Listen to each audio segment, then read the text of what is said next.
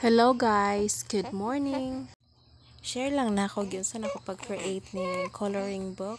Kini man gud akong anak kay hilig kayo magsulat-sulat, mag-color sa among dingding, sa among pertahan. So naka-decide ko nga maghimo og ingon ani.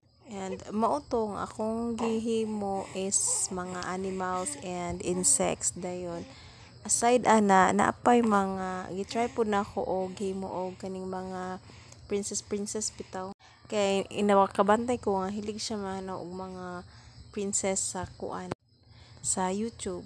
So I decided nga aside sa animals maghimo pod ko or magprint sad ko aning mga princess nga mga koloranan aron malingaw siya.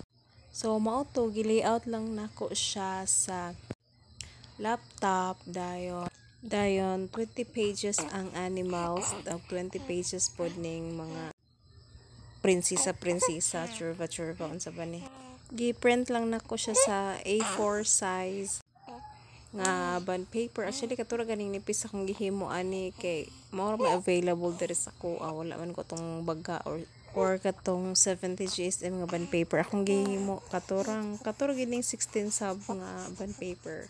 Dayon nag-layout lang pod ko para cover niya para mura gid siya tinuod ng coloring book pod. Dayon I just made sure nga colorful kaayo ang ihang cover para ma-attract pod siya magtan-aw.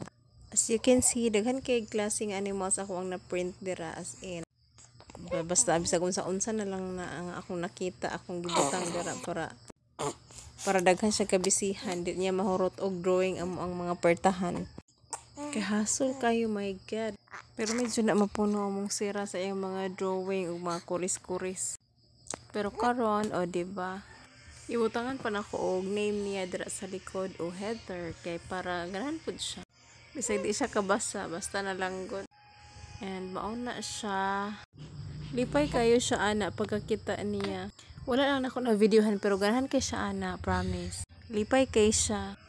Mauna na iyang finished product. O diba, murag tinuod.